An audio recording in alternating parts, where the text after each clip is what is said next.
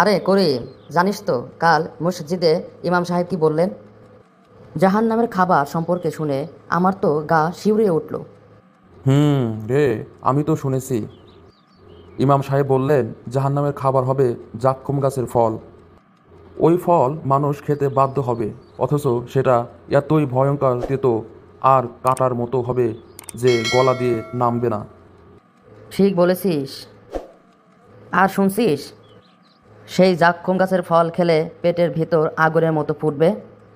আল্লাহ তাআলা কোরআনে বলেছেন জাক্কুম গাছের ফল ছাড়া আর কিছুই খাবে না, যা তাদের পেট ভরাবে এবং জ্বালাবে। তাই তো। আর শুধু জাক্কুমই না, শুনলাম জাহান্নামে আছে গিসলিন নামে এক ধরনের খাবার।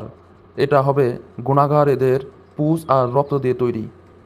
ওটা খাওয়ানো হবে শাস্তি স্বরূপ। আল্লাহ, কি ভয়ঙ্কর! ভাবতেই কেমন গা কাঁপে। আর পানি চাইলেও তাদের দেওয়া হবে ফুটন্ত পানি, যা গলা চিরে ফেলবে। ভাই, তাই তো আল্লাহর ভয় রাখতে হবে। এই সব কথা শুনে আমাদের আমল ঠিক করা উচিত, যেন জাহান্নামের শাস্তি থেকে বাঁচতে পারি।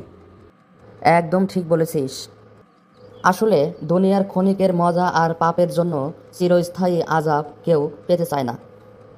তাই চল, আজ থেকেই নামাজ রোজা ঠিকভাবে পড়ি আর গুনাহ থেকে বাঁচি।